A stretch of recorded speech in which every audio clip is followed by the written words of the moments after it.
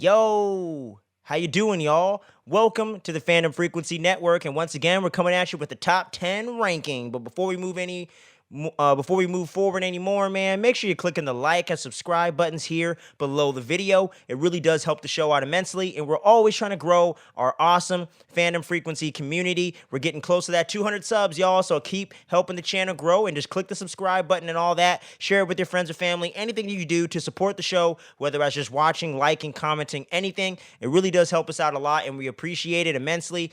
But it's all about our top 10 2023 anticipated movies coming out all during the year, all genres, you know what I'm saying? And this is just my personal list, has nothing to do with anyone else at the team. This is just the top 10 movies I'm looking forward to the most, and I would love to hear which ones you're looking forward to the most down below in the comments, so make sure you're doing all that. But with no further ado, let's get into this bad boy.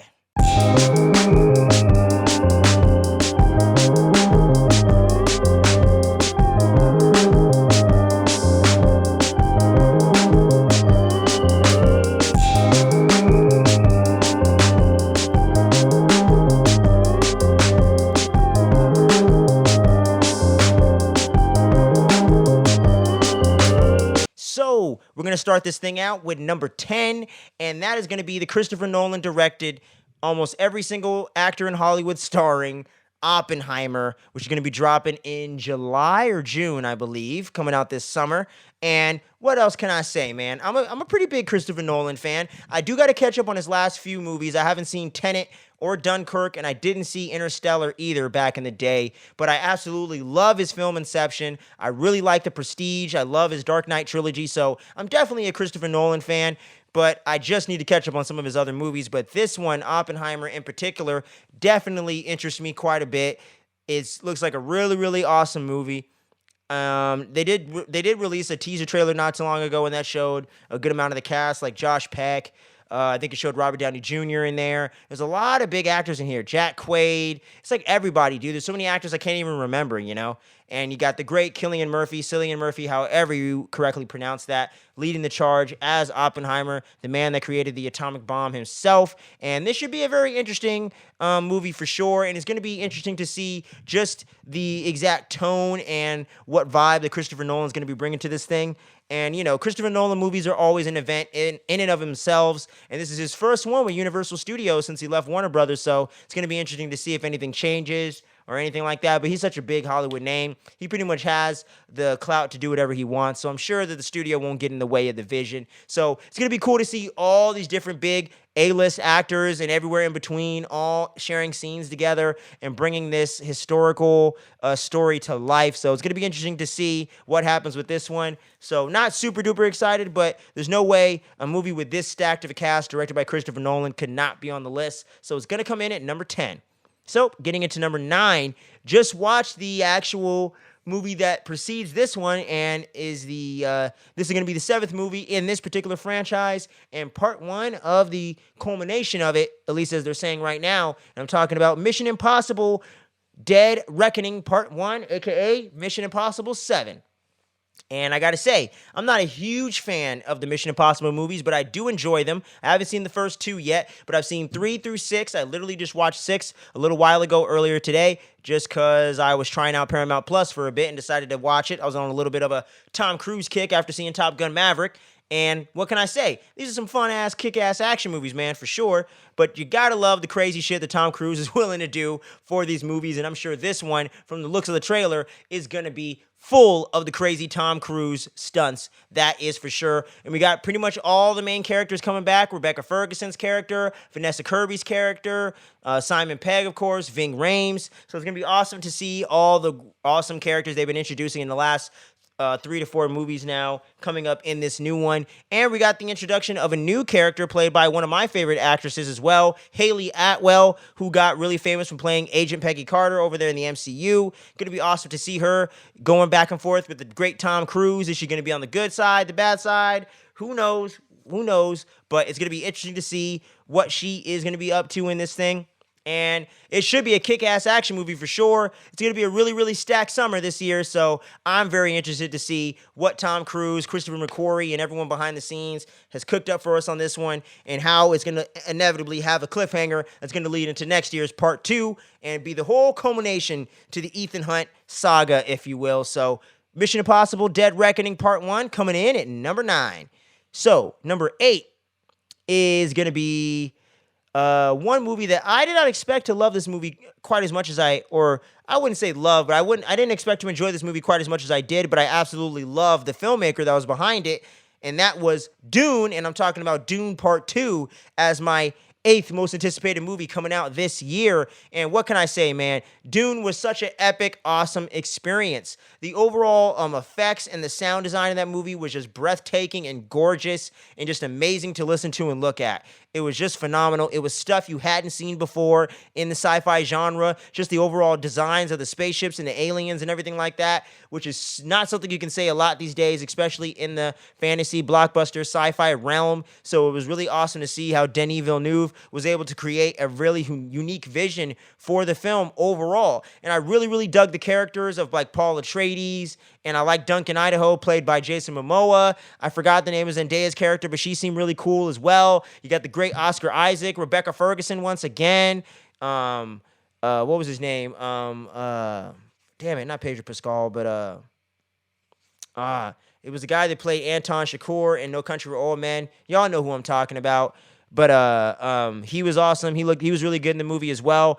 And the movie was just so dope. And the action when it hits was just hitting. So I'm really excited to see what he's going to be cooking up for this part 2. And apparently part 2 is where most of the action is going to take place. The big war between them and the evil people, the evil Empire guys and all that. So there should be a really, really big battle up ahead here. And we're going to get into a lot more of Zendaya's character, which I'm very interested in seeing. So that really excites me a lot. And we got the addition of some really great actors in this new one as well, like Christopher Walken, the great Florence Pugh as well, and Austin Butler, coming off of his big success with Elvis, is going to be dropping into Dune Part 2 as well. So I just can't wait to see what Denis Villeneuve and the crew have cooked up for this one. And Timothée Chalamet, really, really dug him in the last one as the main character. Probably the first performance I've seen of his that really got my attention. So can't wait to see what they're going to do for Dune Part 2, coming in at number 8.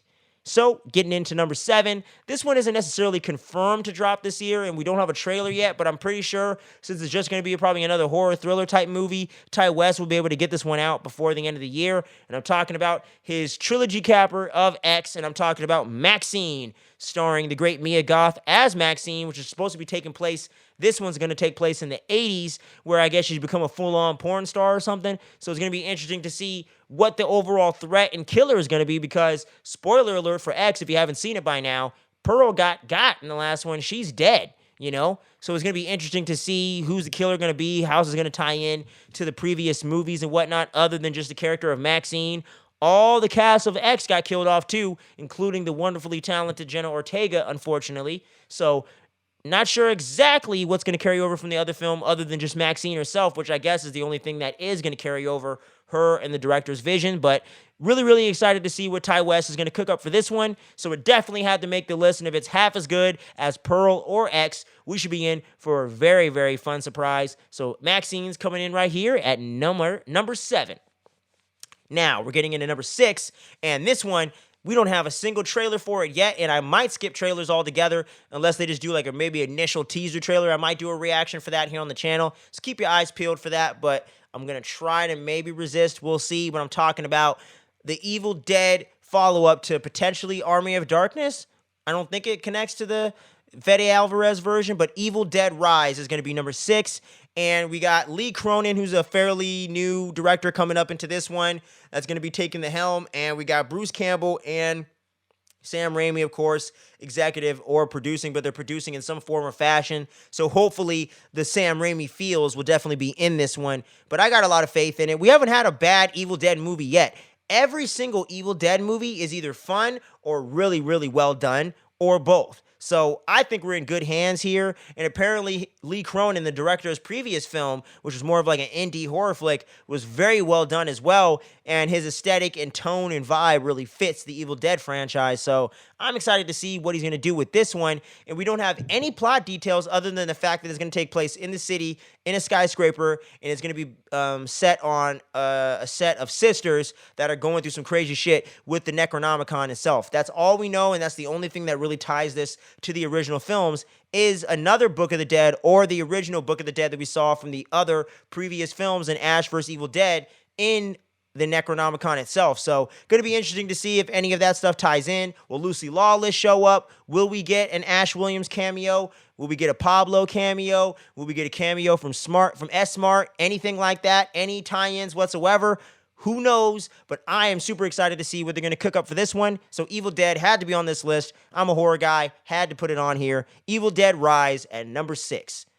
And now we're getting into the top 5, and I am absolutely over the moon about this franchise. Cannot wait to see how they're presumably going to tie all this up for the John Wick universe. And I'm talking about John Wick Chapter 4, the big old follow-up to John Wick 3, Parabellum. And while I didn't enjoy John Wick 3 as much as the previous 2 films, I still absolutely enjoyed the hell out of it and thought it was a kick-ass movie through and through. And I absolutely love Keanu Reeves as an actor and person in general, but as this character, he's just fucking phenomenal. So I'm just excited to see him getting into sword fights with Donnie Yen and Hideyoki Sanada, 2 legendary martial artists in their own right and 2 legendary actors from the East in their own right. Love those guys. Can't wait to see them cross paths with Keanu Reeves in this one. And apparently, according to the word of the director, Chad Stahelski, or Stelsky, however you say it, apparently Keanu Reeves stepped up his game in the nunchucks department, swords, weapons, all this stuff. He stepped up his martial arts game to give us another kick-ass sequel. So I'm very excited for it. The trailers looked incredible.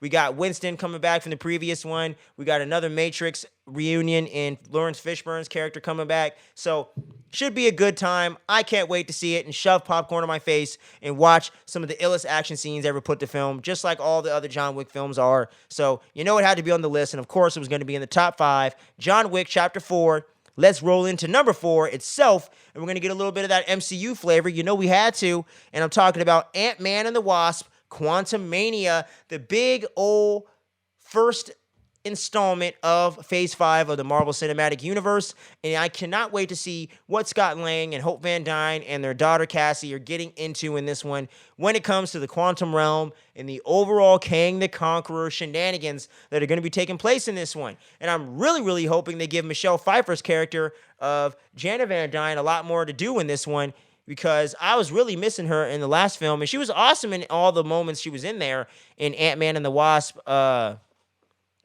the previous one, Ant-Man and the Wasp, but I really hope that Michelle Pfeiffer's character really gets to get into more of the forefront here and take center stage and really lead into this thing. And I think she actually had dealings with Kang the Conqueror before, which is why she was so upset at Cassie in the trailer when she made that beacon in that opening to the quantum realm in and of itself. What the hell are you doing, girl? Don't you know what the hell that is? Don't you know how dangerous this is? Goddamn white people always got to be poking around with shit. I tell you, man. But it's going to be awesome to see an Ant-Man movie on an Avengers level, according to the director. They're going to be taking this one into a much more heightened sense than the previous 2 Ant-Man movies, which were actually more of a palate cleansers in Phase 2 and Phase 2 and Phase 3. So going to be interesting to see how that all pans out here in Phase 5. And I absolutely love Paul Rudd to death, so getting to watch him in the MCU is never a bad thing in my mind, and I can't wait to see what he's going to do in this one.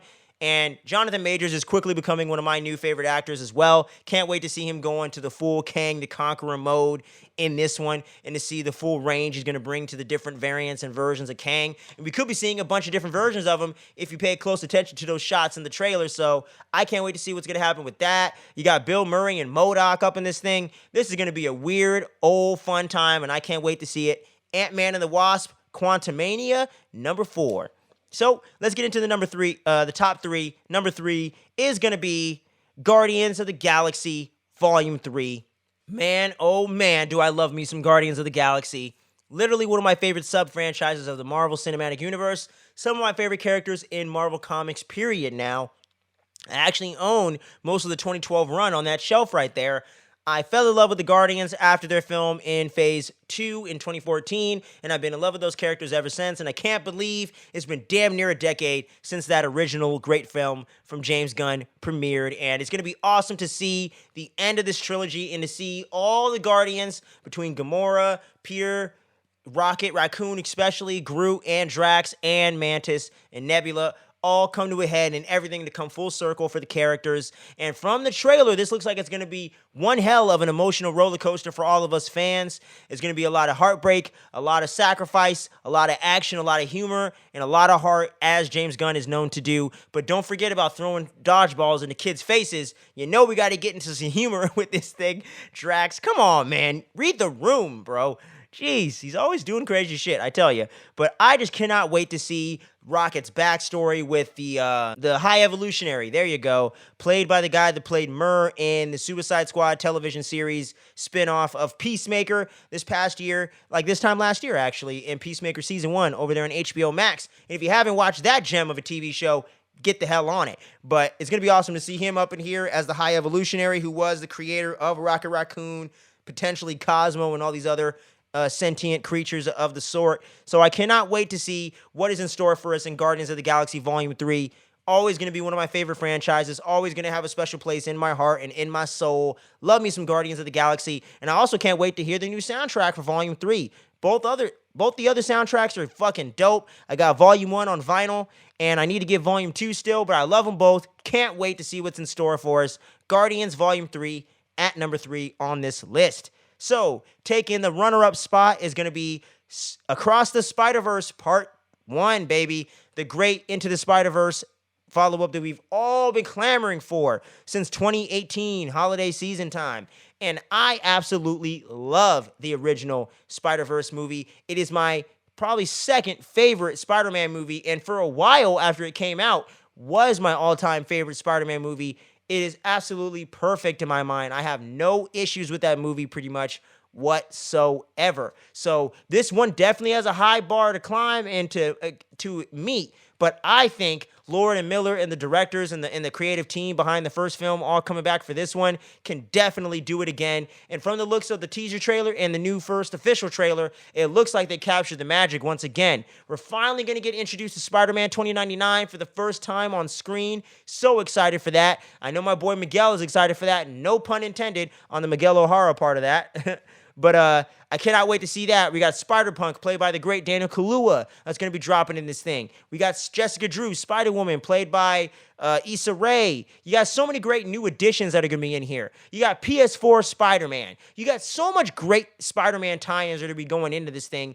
And we're finally going to get to catch up with our boy Miles Morales and see him full on in the role of Spider-Man, not having any help, just fully taking on the charge. Spider-Gwen coming back, played by the great Haley Steinfeld, and Miles Morales, played by my man, Shameik Moore. He does such a great job with this character, and he does not get enough love for this role, so I definitely want to foot stomp that. And the animation looks spectacular. The action looks spectacular. The story looks like it's going to be fantastic. I love that Miles' mom gets a little more shine in the beginning of that first trailer, or the second trailer we got, the first official one. So I really hope she has more of an integral role in this one, similar to how his father and uncle did in the previous film. Because I did think the mom got a little shortchanged. It's probably like my only nitpick with the first film, so I guess I do have one little issue with it. But other than that, I absolutely love Into the Spider-Verse, and I cannot wait to see what they have in store for us for this one. Across the Spider-Verse Part 1 coming in, and number 2. Y'all had to know what was going to take the top spot, as the previous film in this franchise did the year before. Scream 6, baby. It's a Scream, baby. Get it up. Get it up. Let's go. Scream 6. Absolutely love it, man. And I absolutely loved the previous one of Scream 5. I had a blast with it. Such a great time with that one. And I can't believe next weekend this coming weekend is gonna, or next weekend? Yeah, next weekend is gonna be the year anniversary of Scream 5. What a year it has been in this last year. How fast that went by. And now we got Scream 6 coming right around the corner. The gang is going to New York City, and I, for one, am super excited to see what is in store for us for them going to that brand new location on the East Coast. We're going to get so many crazy action chase scenes in this one, apparently. And I know we're going to get a scene on the subway, unless they're completely subverting our expectations and trying to fuck us and swerve us way too hard. We're apparently going to get a really kick-ass scene on a subway, as we see from the teaser trailer they released just a few weeks ago. I can't wait. And I really, really dug that new poster they put out that shows all the previous victims of Ghostface in like a subway map format. And you get Sam Carpenter's name on there, and you get the great Stu Macher's name with a pink dot on there. What does that mean? I don't know, but we're going to find out sooner rather than later. We got just a little over 2 months until Scream 6 drops in theaters on March 10th. And I, for one, am super excited. We're going to have rankings. We're going to have some really awesome content leading up into Scream 6. So don't be missing any of that. Any of the updates for any of the big... We're going to have updates for any big facts or pictures or any big things that come out in regards to Scream 6. Any big reveals about information, plot points, anything like that.